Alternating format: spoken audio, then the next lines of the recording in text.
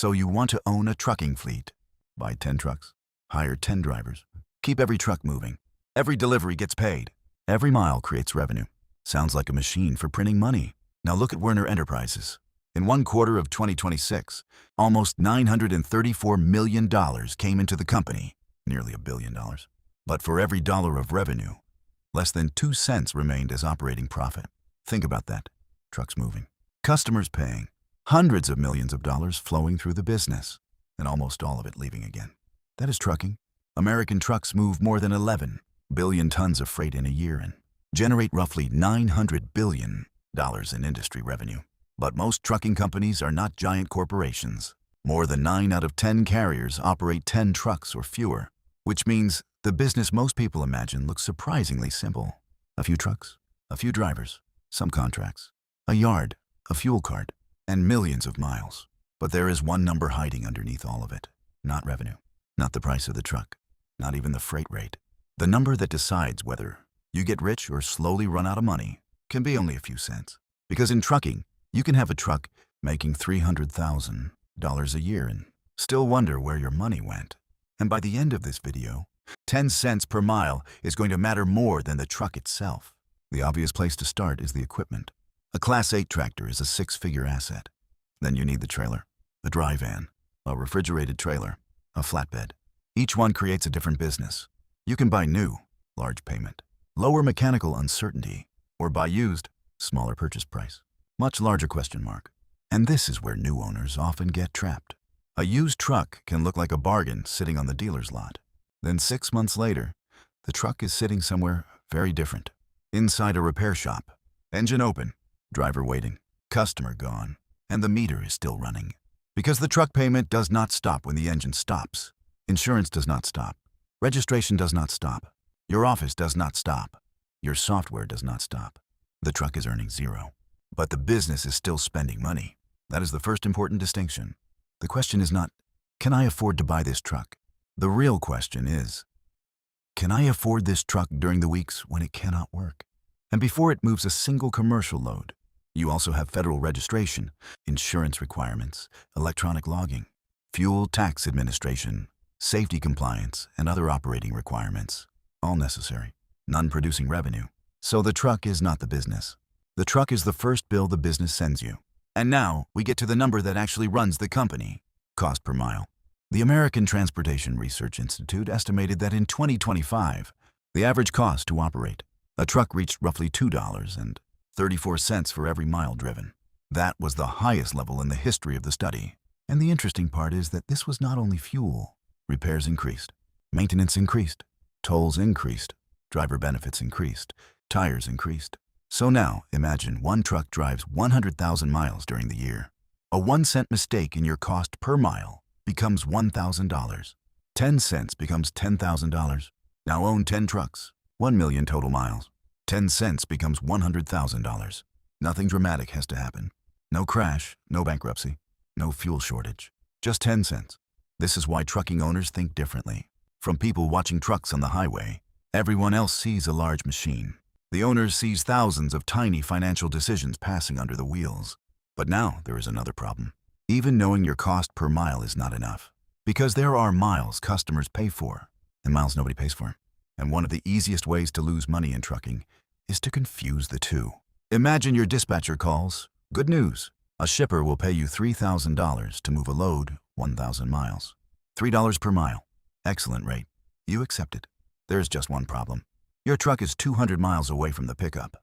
So first, the driver has to travel 200 miles with an empty trailer. Fuel is burning. The driver is working. The engine is running. The tires are wearing. But no customer is paying you. Now look at the load again. You did not drive 1,000 miles to make $3,000. You drove 1,200. Your actual revenue per physical mile is $2.50. The load did not change. The math did. Those empty miles are called deadhead, and they can quietly destroy a small fleet. A large carrier may have dozens of trucks and freight moving through the same region. One truck unloads. Another load is already nearby. The network can fit the pieces together. A small fleet has fewer pieces. Your truck may finish in the wrong city. The next good load may be 200 miles away, or tomorrow, or nowhere. So now you have 3 bad choices. Drive empty, wait, or accept a weak load just to move the truck somewhere better. Every choice costs money. And this is why the freight rate, printed on the load board, can be almost meaningless without the miles around it. The customer pays for the loaded trip. You pay for the whole journey. And now, imagine you finally solved that problem. Perfect freight, perfect route, very few empty miles. There is still another limit. The person sitting behind the steering wheel. Federal rules limit how long a property-carrying truck driver can drive. Generally, a driver can drive up to 11 hours after 10 consecutive hours off duty, inside a 14-hour work window. That rule exists for safety, but economically, it creates a ceiling. Your truck may be available 24 hours a day. Your driver is not there. Now imagine one of your 10 trucks is sitting in the yard Monday morning. Nothing is broken. The tank is full. There is freight available, but the driver quit Friday. That truck is now an expensive metal box. You still own it. You still pay for it. It just stopped producing. This is why driver retention matters so much. Lose a driver and you lose more than labor. You lose utilization. You may lose a customer. You recruit. You onboard. You train. You wait. And if a replacement driver has a poor safety history, you may create an even more expensive problem later. This is what makes labor different from simply buying another input. The driver controls the productive use of your capital. You may legally own 100% of the truck, but the person who decides whether that truck moves safely and consistently can leave tomorrow. So the fleet owner is not just buying equipment. He is continuously buying reliability. And then every morning, he has to buy something else. Diesel. In August 2026, the national average price of on-highway diesel was around $5.45 per gallon. Now imagine a truck averaging roughly 6.5 miles per gallon, drive 100,000 miles, and you need more than 15,000 gallons of diesel. At that price, one truck can consume more than $80,000 of fuel in a year. 10 trucks? Now fuel is a major six-figure expense, and the owner has almost no control over the price at the pump. But here's the part that matters more. Not every carrier owns the same fuel risk. Suppose 2 trucking companies drive the exact same route. Same trucks, same driver wages, same fuel price. But one customer contract includes a fuel surcharge that adjusts when diesel rises. The other does not. The trucks are identical. The economics are not. One owner passes more volatility to the customer. The other keeps it. That is one of the most important lessons in trucking. You are not simply trying to reduce costs. You are trying to decide who owns the risk when costs change. And this changes how you should think about contracts. A good freight contract is not only a promise that someone will give you loads.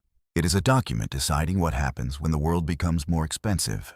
And in 2026, that became extremely important. Because freight prices started rising again. That sounds like great news. But this is where the story gets strange. By the summer of 2026, dry van spot freight rates had moved sharply higher compared with the year before. After years of brutal weakness, carriers were finally seeing better pricing. At first glance, that should solve the problem. Charge more, make more. Except trucking does not work that cleanly. Rates were rising while diesel was also expensive. Maintenance costs had already climbed. Tires had climbed. Tolls had climbed. Driver-related costs had climbed. So imagine the fleet owner opening 2 screens. On one screen, great news, freight rates are higher. On the other, fuel bill, repair bill, insurance, payroll, tolls. Suddenly, a much better freight rate does not look quite as exciting. There is also another reason rates increased. Capacity tightened. Some carriers had already disappeared. Fewer trucks were aggressively competing for the same freight. That helps the survivors. But it also tells you something uncomfortable. Part of the reason the business looks better today is that other trucking companies could not survive yesterday. This is where revenue becomes dangerous psychologically. More revenue feels like progress. But if the truck consumes almost all of the increase, the owner may be working much harder for almost the same money. Busy trucks look successful from the highway. The owner has to open the bank account. And this is exactly why the Werner numbers matter. Werner Enterprises is not a new carrier with 5 trucks and 1 dispatcher. It is a large, sophisticated public trucking company. In the second quarter of 2026, revenue was almost $934 million, but its overall operating margin was only 1.8%. Inside its truckload operation, the margin was better, but still only a few cents of operating profit for each dollar of revenue. Think about what Werner already has: scale, technology, customers, purchasing, power, managers, thousands of pieces of equipment. And even with all of that, the margin is still thin. But Werner was also doing something interesting. It had been increasing the share of its fleet tied to dedicated freight. After a major acquisition, roughly 4 out of 5 trucks in its truckload operation were dedicated. Why? Because dedicated freight changes the game. Instead of waking up every day and searching for whatever load the market offers, the carrier has recurring customer demand, known lanes, more predictable freight, better visibility, potentially fewer empty miles. This is the midpoint where trucking stops looking like a truck business. The trucks are still there, but the valuable thing begins to look like something else. Contracts. The truck is replaceable. A good freight relationship is much harder to replace, and that is why a fleet can become stronger as it grows. But scale has a dark side. Sometimes a company becomes enormous and still cannot escape the math. Look at Yellow Corporation. This was not a startup. Yellow's history stretched back almost 100 years. It became one of the largest less-than-truckload carriers in the United States. Tens of thousands of employees, thousands of trucks, thousands of trailers, a national freight network. Then in August 2023, Yellow filed for bankruptcy and shut down. Roughly 30,000 jobs were affected. Now, Yellow had serious company-specific problems. Debt, operational challenges, labor conflict, restructuring problems. So the lesson is not simply that trucking killed Yellow. That would be too simple. The useful lesson is what happened once confidence broke. Customers started moving freight elsewhere. Revenue weakened. But the network did not disappear overnight. Terminals still existed. Employees still existed. Equipment still existed. Debt still existed. Costs remained. Freight moved somewhere else. Imagine owning a huge machine designed to move thousands of shipments every day. Then the shipments begin disappearing faster than you can shrink the machine. That is operating leverage, working in reverse. When the network is full, scale feels powerful. When volume disappears, scale can become weight. This is why big does not mean safe. A small fleet may be destroyed by one failed engine. A giant carrier can be destroyed because the system around thousands of trucks becomes impossible to finance. Different scale, same fundamental problem. Costs can stay longer than revenue. And that leads to another danger hiding across the whole fleet. One accident. One driver, one day. Imagine 10 trucks operating normally. 9 drivers complete their day without incident. Driver number 10 has a serious accident. The immediate damage is obvious. Vehicle damage, insurance claim, possible cargo loss, legal exposure, but the financial damage may not end there. At renewal, the insurer looks at your history, claims, safety, driver records, losses. Now, the risk profile of the entire company may look different. That means one event involving one truck can eventually affect the insurance cost of many trucks. This is why safety is not simply compliance. Safety is finance. Large carriers track it obsessively because poor safety does not just create accidents. It can change the future cost of operating the fleet. So when an owner spends money on driver screening, maintenance, cameras, training, or safety systems, the expense is visible today. The avoided loss is invisible until it isn't. This creates another ownership trap. Cheap management can look profitable for months. Skip maintenance. Hire quickly. Ignore a warning. Save money now. Then one bad event arrives and removes years of savings. But even if nothing goes wrong, even if every truck runs, every driver stays, every customer pays, there is still one problem that kills growing businesses: timing. Your truck delivers a load today. The customer accepts it. On paper, you earned revenue. But your driver needs to be paid now. The fuel was already purchased. The loan payment has a date. Insurance has a date. The mechanic wants money. Your customer may pay later. That gap is working capital. And trucking can consume enormous amounts of it. Imagine growing from 5 trucks to 10. Eventually, revenue may almost double. Sounds fantastic. But first, you have to fund twice as much fuel. More payroll, more maintenance, more insurance, more equipment. And you may have to do it before the customer payments arrive. Growth makes the income statement bigger. Growth can also make the bank balance more uncomfortable. That is why some carriers use factoring or credit lines. They exchange part of the future cash for cash now. Useful, but not free. Another small piece of margin disappears. This is where the business becomes almost paradoxical. A truck uses diesel while moving. A fleet uses cash while waiting. And a carrier can technically be profitable while still failing because it cannot survive the wait. That is why experienced owners often keep more cash than beginners expect. The beginner thinks unused cash is wasted. The owner knows unused cash may be the only reason the company survives the next engine failure, insurance bill, or slow-paying customer. But now we can finally put everything together. 10 trucks, 1 million miles, and a very small number. Let's build a simplified example. 10 trucks. Each travels 100,000 total miles during the year. That is 1 million physical miles, using the recent industry operating cost benchmark of roughly $2.34 per mile. 1 million miles represents approximately $2,336,000 in operating costs. This is an illustration. Your real fleet could be higher or lower.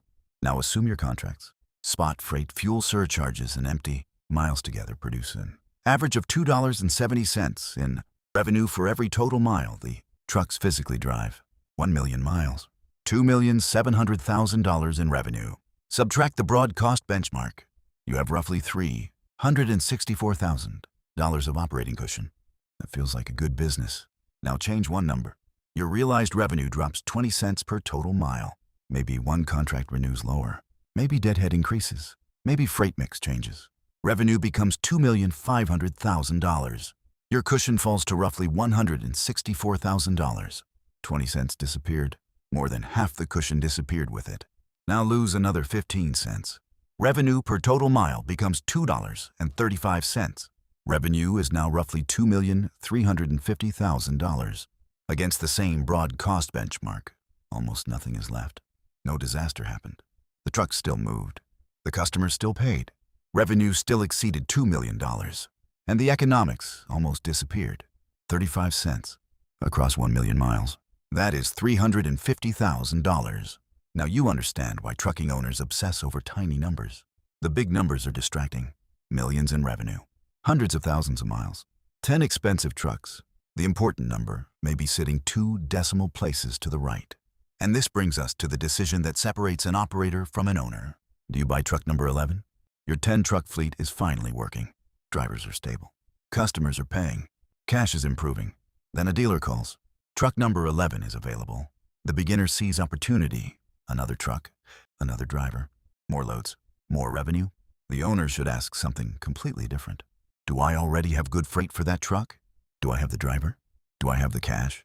Does truck 11 make the network more efficient? Or does it simply add another monthly payment? This is capital allocation. And this is where trucking stops being about trucks. Maybe truck 11 is the best investment. But maybe the better investment is software that cuts Deadhead across the 10 trucks you already own. Maybe it is a mechanic who reduces downtime. Maybe it is a dispatcher who consistently finds better backhauls. Maybe it is a sales employee who wins a dedicated customer. Maybe it is keeping a great driver from leaving. And sometimes, the best truck is the truck you never buy. Because cash in the bank does something equipment cannot. It gives you time. Time to wait for a customer payment. Time to survive a repair. Time to reject a bad load. Time to survive a weak month. A desperate fleet has to move. A well-capitalized fleet can sometimes afford to say no. And the ability to say no to bad freight may be worth more than another truck sitting in the yard. So now, go back to the beginning. Almost $1 billion of revenue. Less than 2 cents of operating profit on the dollar. Why? Because the visible business was never the real business. From the highway, a trucking fleet looks simple. A tractor, a trailer, a driver, cargo, diesel. But the owner is managing something almost invisible. Every mile has a cost. Some miles have revenue. Some do not. Every contract decides who absorbs volatility. Every driver determines how effectively capital gets used. Every maintenance decision trades money today against risk tomorrow.